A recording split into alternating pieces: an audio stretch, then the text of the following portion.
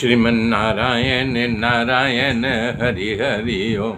श्रीमन्नारायण नारायण हरि हरि ओम। श्रीमन्नारायण नारायण हरि हरि ओम।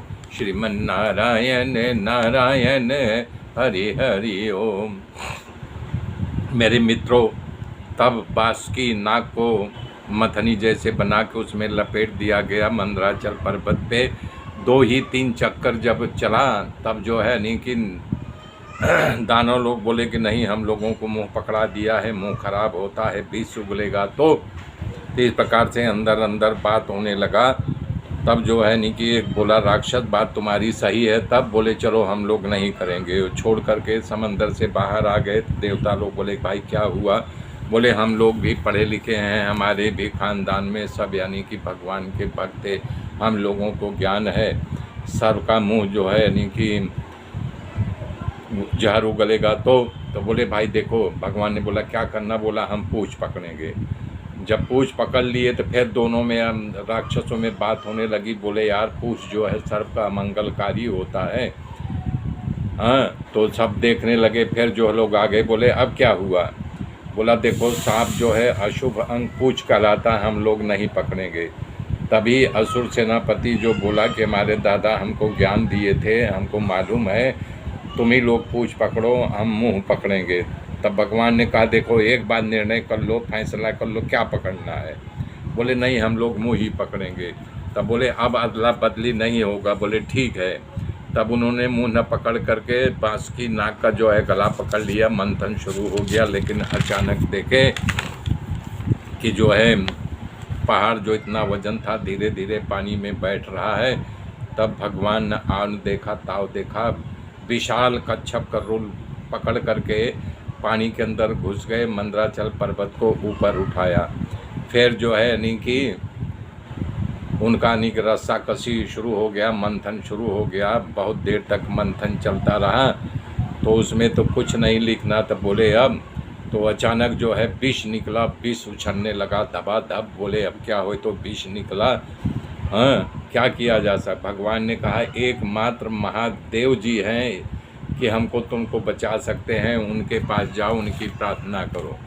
सारे देवता जा कर के भगवान महादेव की प्रार्थना करने लगे। देव देव महादेव भूतात्मन भूत भावना।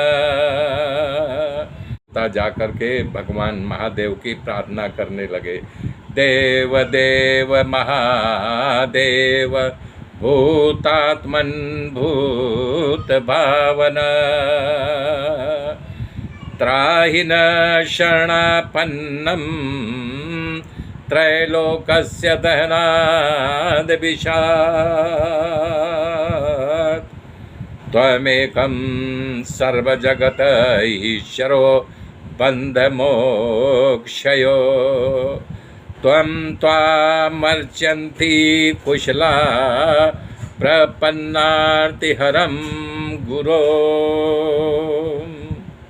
त्वं ब्रह्म परमं गुह्यं सदसद्भाव भावना।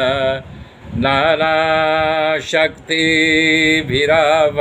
त्वामात्मा जगदीश्वर।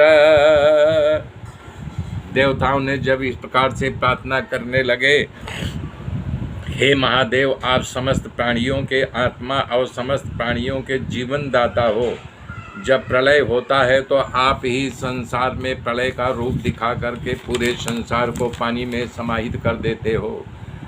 और हे भगवान, आप ही संपूर्ण जगत के आश्रय हो। अद्भुत शक्ति से बंधन में डालते हो। आप अपनी अमोघ शक्ति से बंधन से ही लोगों को बांधा करते हो। इसलिए विवेकी पुरुष आपकी आराधना करते हैं कि हे नाथ, आप गुणमयी माया शक्ति से सृष्टि का पालन करते हो और रचते हो, संहार भी करते हो, त्रिगुणात्मक लीला करते हो।